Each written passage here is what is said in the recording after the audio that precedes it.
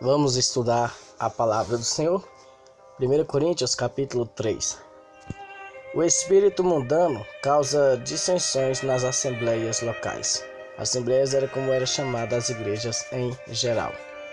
Servidores de Deus. As divisões na igreja. O espírito mundano causa dissensões nas igrejas. Pode parecer obra do acaso. Pode parecer que foi um deslize aqui, foi um vacilo ali, foi um conjunto de muitas coisas que causou a divisão na igreja. Mas eu quero que você saiba que existe uma legião satânica demoníaca liderada por Satanás que consegue aproveitar de pequenas brechas que nós damos para causar divisões na igreja. Não foi por acaso, não é por causa de algo tenebroso que está acontecendo que o Senhor permite isso. Não, é uma brecha só que você dá para o inimigo. E tudo que ele mais quer é colocar a igreja em divisão, porque tanto quem está dentro fica vulnerável a sair, como quem está fora não queira entrar. E é isso que está acontecendo nos dias atuais. Então, tome cuidado, feche as brechas, não dê lugar para o inimigo para arrumar uma confusão envolvendo você nesta confusão. A leitura de 1 Coríntios 3 começa assim: E eu, irmãos, não pude falar a vós como a espirituais, mas como a carnais, como a bebês em Cristo. Olha só, já começa o capítulo 3 dando uma paulada, ó. Eu quero falar com vocês, não considerando vocês espirituais, mas sim carnais, como bebês em Cristo, como aqueles que ainda estão iniciando a sua vida com Cristo, né? Chamando de imaturos. Eu alimentei-vos com leite e não com alimento sólido, porque até agora não fostes capazes de suportar, nem mesmo agora sois capazes. Olha só que interessante. 1 Coríntios 3, 2. A expressão grega original sarknois, acho que essa é a pronúncia, significa carnais, no sentido de bebês humanos. Quando conhecemos a Cristo como nosso Salvador e Senhor, passamos a ser orientados pelo Espírito Santo, que começa a nos alimentar com leite. Termo no original identifica todo o desígnio básico de Deus, ministrando de forma didática e progressiva, até que possamos compreender e ingerir princípios mais complexos de alta doação pessoal ao Senhor e aos nossos semelhantes. Isso você vai ver em Atos capítulo 20, versículos 27, Hebreus 5, 12 a 14 e Hebreus 6, 1. Irmãos, aqui nós compreendemos na leitura da palavra, e tem até que algumas complementações de outros capítulos, de outros livros, né? Falando que existe sim a parte em que você, para quem está começando em Cristo, você deve ter uma mensagem mais básica. Mas uma mensagem básica, irmãos, não é trazer, libertinagem. Uma mensagem básica, um leite, como a Bíblia aqui está dizendo, não é você chegar lá e passar a mão na cabeça sobre o pecado e dizer, não, pode continuar, depois você firma. Não é isso que estamos dizendo. É você chegar e não apresentar uma punição, condenar aquela alma ao inferno, dizendo que ela vai para o inferno com aquilo tudo. É você chegar dizendo para ela, ó, isso aqui é pecado. Pecado causa morte. E a morte em si, você não é a morte de Paulo, combati um bom combate, acabei a carreira, guardei a fé. Aquela morte em que Paulo diz que viver é Cristo e morrer é ganho. A morte que vem após o pecado é para destruição eterna. Aí você explica aos pouquinhos para aquela pessoa que aquele pecado gera morte e que ela não pode continuar naquela prática do pecado. E você ensinando, instruindo ela. Louvado seja Deus. E para uma pessoa que já está velha no cristianismo e comete tais coisas, aí esta sim tem que ser disciplinada severamente, porque está conhecendo e está fazendo por pura vaidade, por pura concupiscência da carne ou concupiscência dos olhos ou soberba da vida. Mas para aqueles que estão iniciando, lembre-se, uma mensagem mais light, como podemos dizer, uma mensagem como se fosse um leite, que a Bíblia está nos dando respaldo para fazer assim. Aquela mensagem leite amenizada não é passar a mão na cabeça sobre o pecado, não é dar liberação para o pecado, tá bom? É ir com calma, ajudando aquela pessoa na Bíblia, mediante o Espírito Santo que orienta todas elas. Vamos ver o que diz Hebreus capítulo 5, versículo 12. Hebreus 5, 12, vamos ver. Hebreus 5, 12. Porque, devendo já ser mestres pelo tempo, ainda necessitais de que se vos torne a ensinar quais sejam os primeiros rudimentos da palavra de Deus, e vos haveis feito tais que necessitais de leite e não de sólido mantimento. Porque qualquer que ainda se alimenta de leite não está experimentando na palavra da justiça, porque é menino. Mas o mantimento sólido é para os perfeitos, os quais, em razão do costume, têm os sentidos exercitados para discernir tanto o bem como o mal. Olha só que interessante. Quando a pessoa está naquele procedimento de início de conversão, acabou de aceitar Cristo. E quando fala aqui, meus irmãos, bebês humanos, não está querendo dizer sobre uma criança que aceitou Jesus, não, tá bom? Está falando sobre qualquer fase da vida em que a pessoa é recém-chegada no cristianismo. Aí nós vamos com calma, né? De novo, repetindo, não passando a mão na cabeça sobre o pecado. Nós vamos com calma, vamos apresentando o evangelho para ela, para que o Espírito Santo a convença do pecado, ela saiba que aquilo é errado e que ela venha deixar aquilo, né? Louvado seja Deus. Olha só que interessante a palavra do Senhor. Agora, para esses marmanjos, para esses barbudos que é de berço evangélico, barbudos que eu falo não é colocando o pecado na barba, não, tá bom? Os barbudos que eu tô falando aqui é da conotação de uma pessoa velha. Esses velhos no evangelho, no cristianismo, dando trabalho para o seu pastor, para a sua liderança, na sua igreja, não quer nada com Cristo, esses têm que ser severamente castigados e a Bíblia nos dá margem para isso, tá bom? Colocar uma disciplina, um banco, e não é nada demais não, a Bíblia fala para fazer isso, e nós poderíamos voltar aqui, porque vamos sair aqui do foco, mas a Bíblia fala que nós podemos e devemos fazer isso, tá bom? Então, vamos ter ordem e decência na casa do Senhor. Versículo 3 de 1 Coríntios 3. Porque ainda sois carnais, pois havendo entre vós inveja, contendas e divisões. Aqui o apóstolo Paulo está dando uma palavra para crentes velhos na obra do Senhor, em que estão agindo como crianças, como bebês espirituais, falando que eles deixam reinar sobre eles inveja, contendas e divisões. Não sois carnais, não sois carnais e andais como os homens? É uma pergunta. O Senhor está perguntando. Imagine, irmãos, chegar aqui para você, que é a igreja do Senhor, e falar: e aí, vocês estão agindo como carnais e como os homens que não conheceram a Cristo ainda? Isso é uma paulada, né, que Paulo está dando nessas pessoas. Mas por que estava tendo divisão, irmãos? Por que tinha divisão na igreja, né? Olha só por que tinha divisões aqui, ó. O versículo 4 e o versículo 5 vai mostrar o porquê estava tendo divisões naquela igreja. Porque enquanto um diz: eu sou de Paulo, e o outro: eu sou de Apolo, não sois carnais? A pergunta de novo, né? Quem então é Paulo e quem é Apolo, senão ministros pelos quais crestes, conforme o Senhor deu a cada homem? Olha só a pergunta. O versículo 5, a explicação é: todo ministro da palavra deve ser diaconoi, ou seja, servo. Todo ministro da palavra deve ser servo. Essa expressão no original grego transmite a ideia de pessoas tão humildes que em si mesmas não têm qualquer poder ou mensagem e apenas estão a serviço do seu Senhor. Isso é muito lindo. Essa parte é muito forte, muito linda essa explicação. Gostei demais. O termo grego desta palavra que veio do original lá sobre servo, no original, neste contexto e com este texto original, quer dizer sobre a humildade, né? Humildade e auto-humilhação, né? Se humilhar diante da presença do Senhor, que Ele é quem faz, né? Nós somos apenas ministrantes da palavra do Senhor, mensageiros da palavra de Deus. E Paulo continua: eu tenho plantado, Apolo regado, mas Deus dá o crescimento.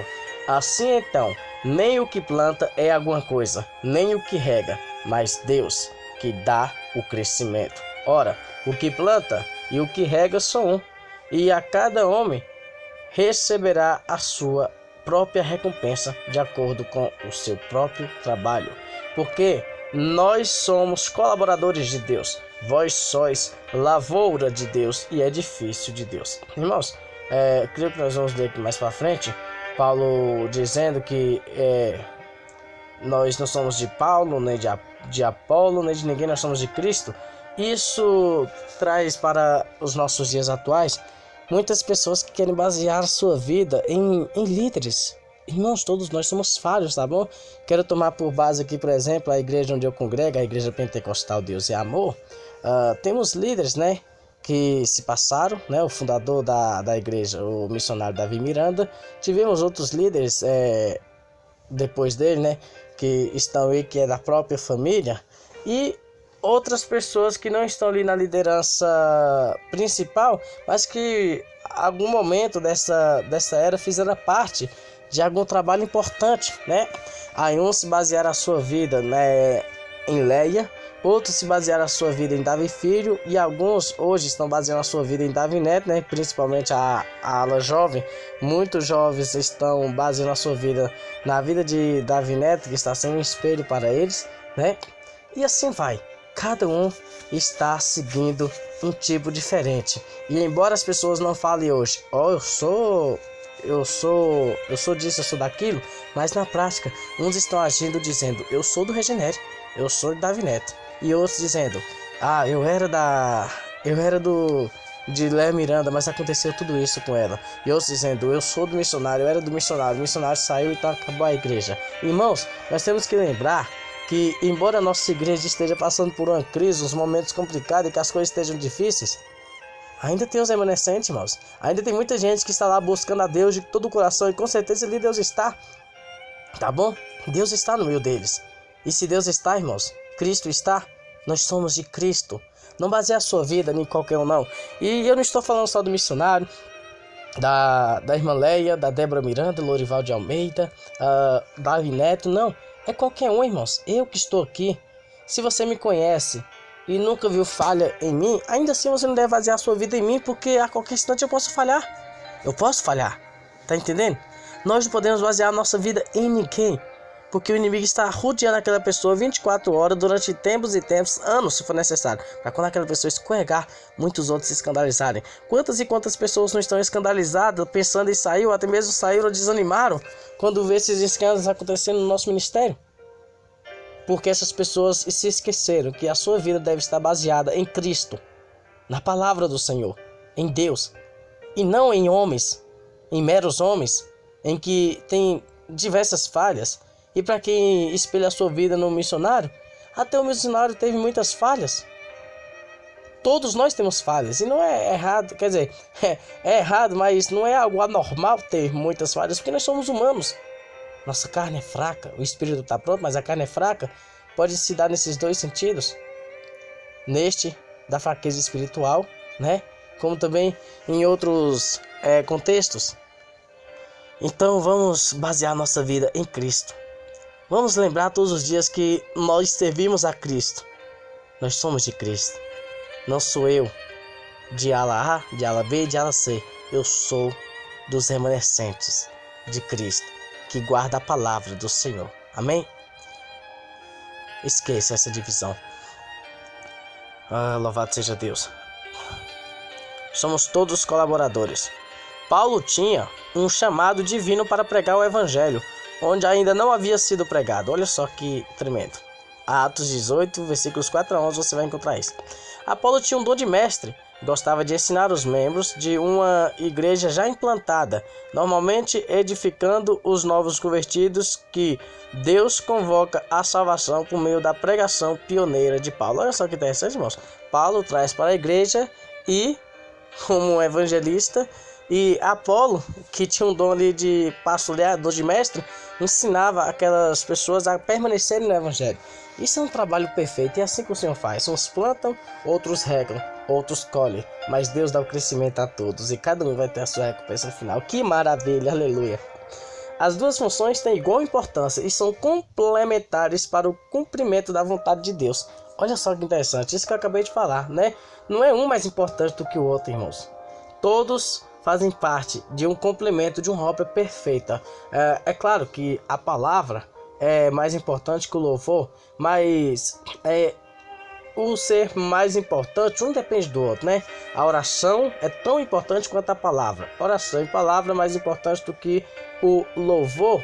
Mas se você lembrar que o louvor, o significado do louvor que está sendo trocado, as pessoas hoje em dia estão louvando a homens, né? Estão sempre colocando Deus como um psicólogo para cuidar dos sentimentos dos homens, ou então estão colocando Deus como Papai Noel neste mundo, em que também perturbaram o significado do Natal, né, colocando o São Nicolau, uma idolatria, mas querem fazer de Deus nos dias atuais um Papai Noel deste mundo pecaminoso, em que está na obrigação de dar presente para todo mundo a todo instante, sempre que essas pessoas pedirem.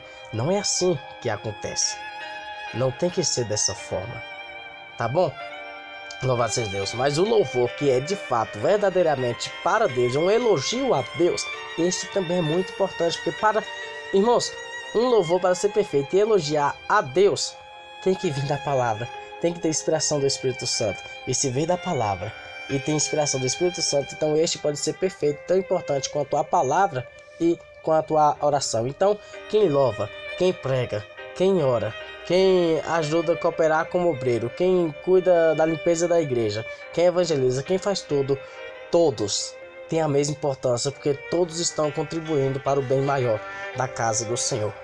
O prêmio, salário ou recompensa não depende de êxito no número de salvos ou de igrejas implantadas, mas do trabalho realizado com sinceridade e espírito de adoração ao Senhor. Os crentes são o campo agrícola de Deus, e o grego é enfático ao repetir que Deus é dono tanto da lavoura quanto do edifício, nos quais Paulo, Apolo, Pedro e tantos outros discípulos foram trabalhadores dedicados. Versículo 10. Segundo a graça de Deus, que me é dada como sábio mestre de obras, eu pus a fundação e outro edifica sobre ele, mas cada homem fica atento como se edifica sobre ele. Olha só, irmãos, que maravilha a palavra do Senhor está dizendo, né? Paulo dizendo que, segundo a graça de Deus que lhe é dada como sábio mestre de obras, ele pôs a fundação e os outros edificam sobre ele, mas cada homem fica atento como se edificar sobre ele. Irmãos, Paulo colocou a fundação. Quem é a fundação? Pedra de alicerce, Jesus Cristo. Paulo apresenta o Evangelho, a palavra do Senhor. Não é Paulo que vai edificar você na palavra. Paulo te mostra a palavra. Ele te dá clareza na palavra. Ele te apresenta o Evangelho, que é Jesus Cristo. E você, homem de Deus, mulher de Deus, você tem que se firmar, se edificar sobre este fundamento, sobre esta fundação que é Cristo. E olha só o versículo 11 dizendo: porque nenhum homem pode pôr outra fundação além do que já está posto, a qual é Jesus Cristo. É isso que Paulo disse lá nos versículos anteriores, né? Nos versículos iniciais do capítulo 3. Paulo dizendo, né, que ele já apresentou a fundação, que é Cristo. E se vocês querem firmeza, vocês têm que se firmar em Cristo, tá bom? Não em Paulo, não em Apolo, embora Paulo tenha dito, né, que sempre pôs os meus imitadores como também sou de Cristo, mas Paulo viveu uma vida do início ao fim, desde a sua chamada, né, a partir da sua chamada, ele viveu a sua vida do início ao fim, dedicado a Cristo. Hoje, ninguém, homem nenhum nos dias atuais, tem a condição de falar para você, ser de meus imitadores como eu sou de Cristo, porque a cada dia que se passa, desde os dias de Paulo até os dias atuais, se passaram muitos e muitos anos, as coisas têm ficado mais difíceis, né? E isso é cumprimento da palavra segundo Timóteo 3. Segundo Timóteo 3, nos últimos tempos apareceram dias difíceis, dias trabalhosos, e muitas coisas terríveis aconteceriam. Por isso hoje é mais complicado eu falar com alguém, sede meus imitadores como eu sou de Cristo, porque nós temos muitas falhas, mas o Senhor é misericordioso para nos ajudar. Amém? Agora, se algum homem sobre este fundamento edificar, olha só, aqui chega a parte importante, preste atenção nesse aqui, versículo 10.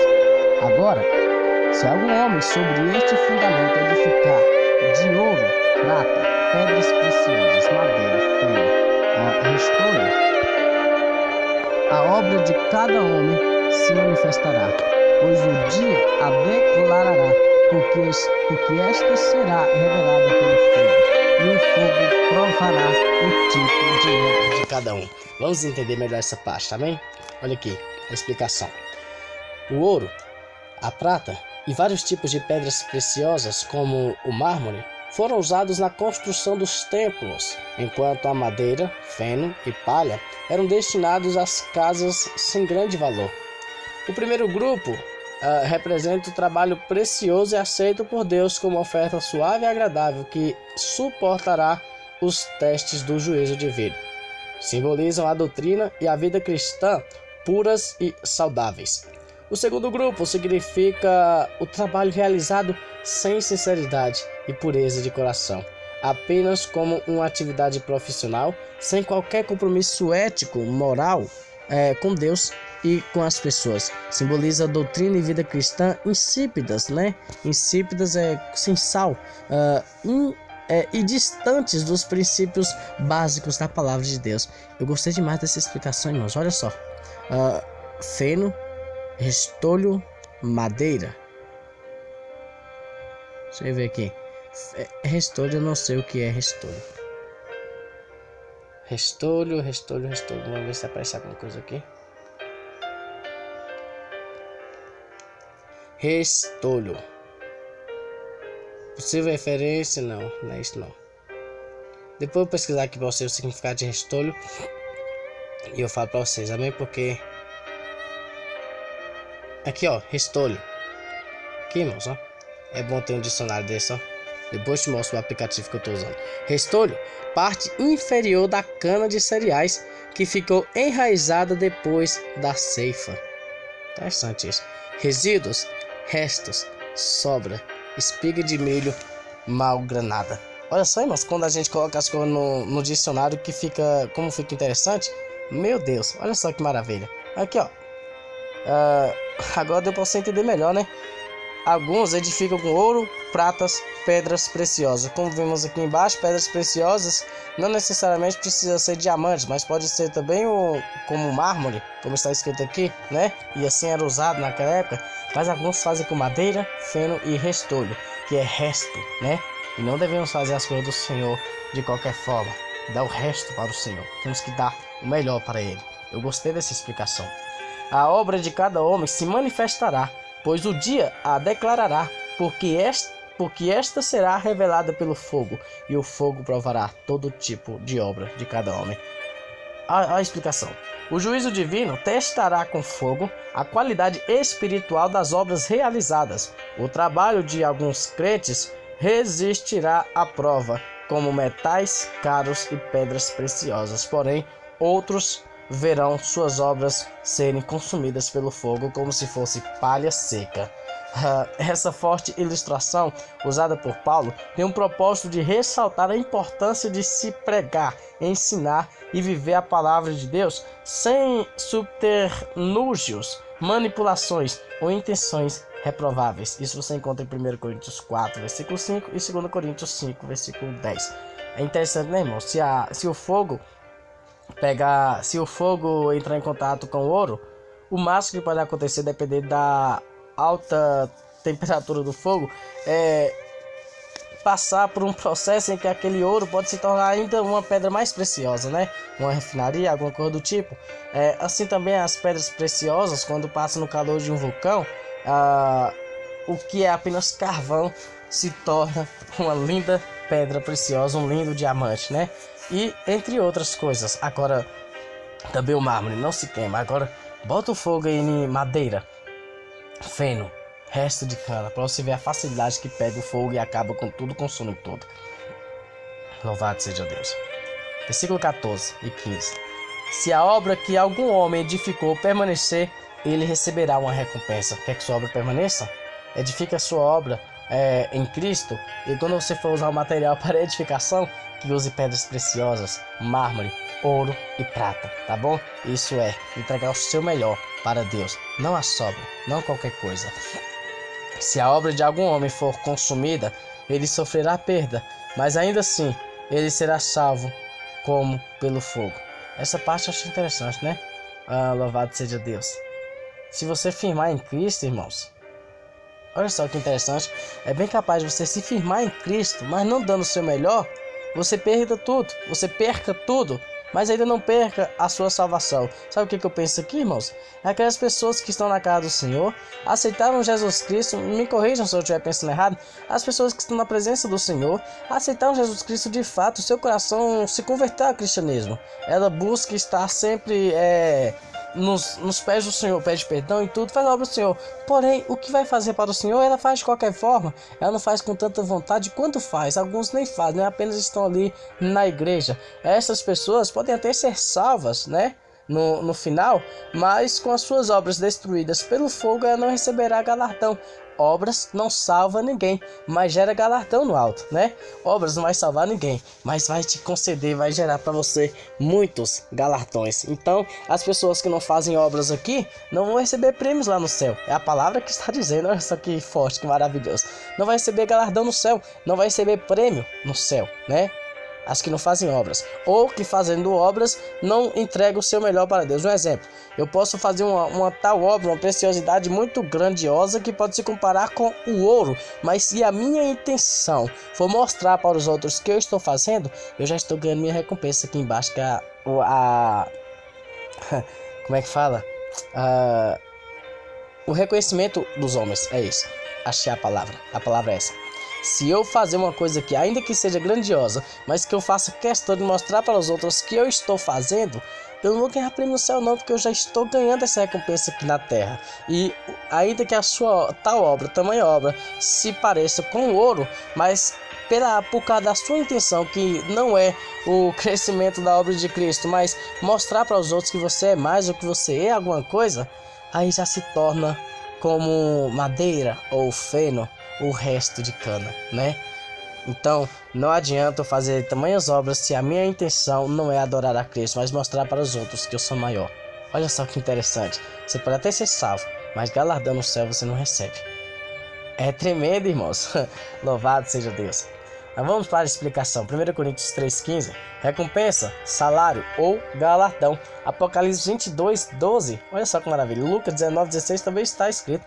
Paulo usa uma expressão proverbial muito comum entre os gregos da época e que tinha um sentido geral de escapando por um triz, para explicar que todas as obras desse cristão sincero e negligente será queimada pelo fogo da justiça de Deus. Olha só, irmãos, todas as nossas obras serão queimadas. Se ouro, prata, pedras preciosas, e você não vai ser consumido. Isso vai te gerar galardões lá no céu, como eu já disse, né? Essas joias passadas pelo fogo se tornarão joias ainda mais preciosas e mais lindas e refinadas. Agora, se as suas obras é feno, madeira e restos de cana, que é lá qual é a palavrinha?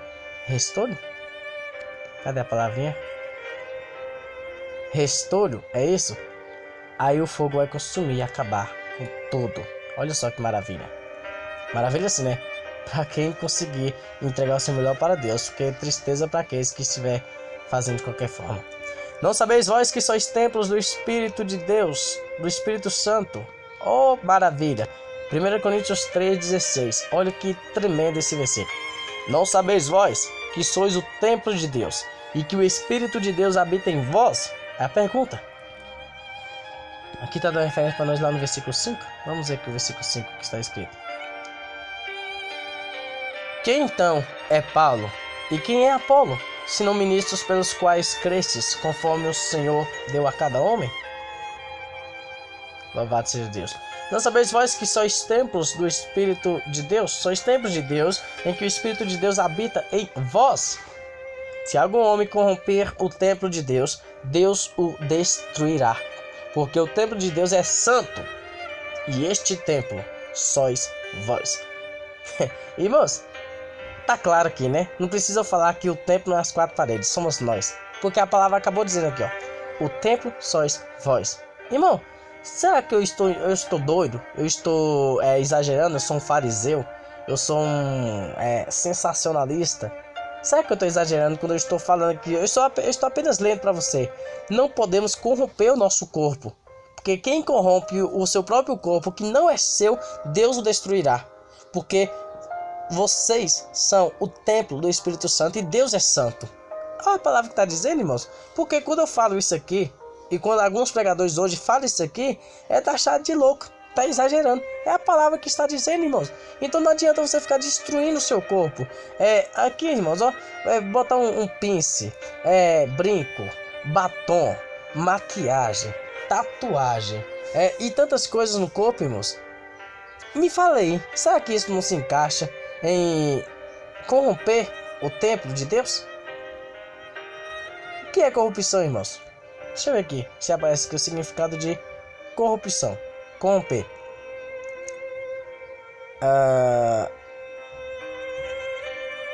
Não apareceu não. Deixa eu ver aqui de novo. Corrupção. Eu já sei o que é, mas eu quero mostrar para você dentro do dicionário. Tornar pervertido, imoral, viciado. Olha só aqui olha só aqui as referências bíblicas. Irmãos, tá cheio disso, não tá, irmãos? Estão corrompendo o templo, morada do Espírito Santo, né? E tudo isso que você altera no seu corpo se torna uma corrupção, uma adulteração, né? Adultério é corrupção também na área espiritual. Então é isso, irmãos. Não precisa alguém escrever aqui de forma clara. Passar batom, maquiagem, pintar as unhas, arrancar um pedaço do corpo, né? Que é botar aqueles argolas, aqueles brincos, aqueles brincos bem grandão aqui na orelha, fazer tantos tipos de coisa no seu corpo. Não precisa estar esclarecido que isso está destruindo o templo do Espírito Santo. A palavra já está dizendo, irmãos. O termo grego original corresponde à palavra santuário. É naos, e era um somente, no qual também existia o chamado lugar santíssimo. Olha, meu, santuário, lugar santíssimo. O nosso corpo é chamado de templo do Espírito Santo, né? E no original é santuário do Senhor, que é lugar santíssimo, ou que deve ser um lugar santíssimo. Era um costume pagão acreditar que seus deuses moravam dentro de seus muitos templos, por isso a profusão de imagens e esculturas. Entretanto, o Deus de Israel tinha seu templo em Jerusalém, apenas um símbolo da presença divina, porquanto o Espírito de Deus habita o templo, que é a Igreja Universal, que se manifesta nas igrejas locais. Igreja Universal, irmão, tem um significado aqui de católica, tá bom? Quando fala que o templo é a Igreja Universal, não tá falando que é a Igreja do Edir Macedo, não, tá bom? É a Igreja de Cristo, a igreja que é verdadeiramente de Cristo no mundo inteiro. Assim como também o termo católico é usado pelos apostólicos romanos, né? Católicos apostólicos romanos da igreja católica, né? O termo católico é muito usado por eles, por isso nós não usamos muito, mas nós também, cristãos em Cristo, somos católicos. O significado de católico é universal, tá bom? Nós só não usamos muito porque eles aderiram para eles, né? Como igreja principal e como se nós, né? Que estamos errados e eles certos, né? Mas o termo católico universal é isso. A penalidade para a profanação do templo era a exclusão ou morte. Eita! Olha só, Números 19:20, Levíticos 15:31 está dizendo: a penalidade para a profanação do templo era a exclusão ou a morte. Não sei se encaixa no contexto aqui, porque eu não vou ler para ganharmos tempo, que já está grandão esse vídeo. Eu não vou ler aqui essas duas referências, mas eu acho que quem entrava em pecado lá para oferecer o sacrifício no lugar santíssimo, no santuário, creio eu que entrava com a corda, porque se morresse lá dentro, tinha como puxar. Eu não sei se é isso, é que eu já ouvi várias pregações falando isso, né? Eu ainda não pesquisei na Bíblia mostrando claro essa parte, né? Que entrava com corda, porque se morresse lá dentro, porque quem entrava lá em pecado no poder era fulminado lá dentro. Como foi Uzá, como foi com Uzá, né? Filho de Abinadab, em que a arca estava na casa de Abinadab, que Davi foi lá recuperar a arca da aliança, né? Quando a arca pendeu para o lado, Uzá colocou a mão na arca para que a arca não caísse. Acendeu-se a ira do Senhor, isso você encontra em 2 Samuel 6, acendeu-se a ira do Senhor, fulminou Uzá naquele mesmo instante, exterminou Uzá, por causa da irreverência de Uzá. E assim acontecia com os outros. A penalidade é morte ou exclusão. Então, tome cuidado, tem muita gente morrendo aí e não sabe por quê. É que estão perturbando, estão profanando, estão se rebelando, estão se corrompendo e estão adulterando o templo do Espírito Santo, que é o nosso corpo. como diz aqui em 1 Coríntios 3,17, de forma muito, mas muito clara. Louvado seja Deus. Paulo aqui se refere a pessoas que profanam a igreja local por meio de divisões e dissensões. 1 Coríntios 11:12. Olha só, mais outra referência aqui, ó, que Paulo está se referindo a pessoas que profanaram a igreja local por meio dessas divisões. Nenhum homem se engane a si mesmo. Se algum homem dentre vós parecer sábio neste mundo, torne-se louco para ser sábio. Porque a sabedoria deste mundo é loucura diante de Deus. Porque está escrito, ele apanha os sábios na sua própria astúcia. E outra vez, o Senhor reconhece os pensamentos dos sábios, que são vãos. Portanto, nenhum homem se glorie nos homens, porque todas as coisas são vossas. Quer Paulo, ou Apolo, ou Cefas, ou o mundo, ou a vida, ou a morte, ou as coisas do presente, ou as coisas vindouras, tudo é vosso. Todos os ministérios e líderes cristãos não são absolutamente autônomos. Todos pertencem a uma única igreja unida em Cristo com o principal propósito de servi-la, enquanto servem ao Senhor. Louvado seja Deus. Nenhum grupo cristão pode considerar-se dono exclusivo de um determinado líder.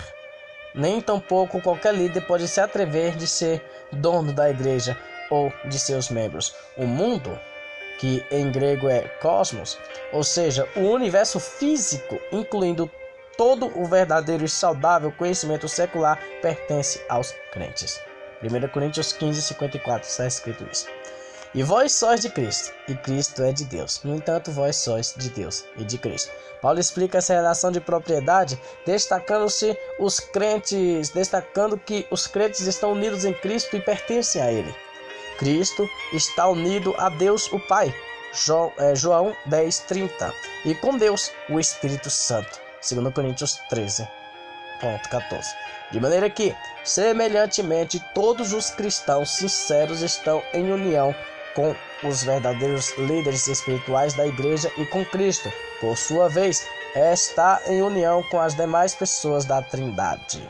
Irmãos, eu gosto dessas explicações aqui, né, da Almeida Corrigida Fiel, esses complementos aqui, estudos, porque eles sempre deixam de forma clara e interessante, ó, fazendo questão de afirmar o que está dizendo a Bíblia. Aqueles que estão verdadeiramente em Cristo. Porque tem muitas pessoas que dizem estar em Cristo, mas nós sabemos que não está. Estes não são igreja, tá bom? Quando aqui está falando sobre o dever da igreja, o papel da igreja, a importância da igreja, os benefícios da igreja, tudo sobre a igreja, aqui está falando para aqueles que realmente são igrejas, tá bom?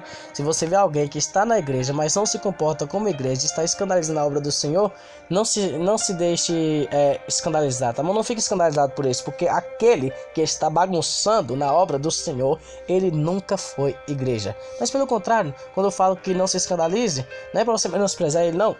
Pregue o evangelho para ele, porque é importante demais para Deus que ele também seja salvo, para que ele saia do seu engano, seu terrível engano. Amém? Então, faça isso. Apresente a ele o evangelho de Cristo. Aleluia! Louvado seja o nome do Senhor.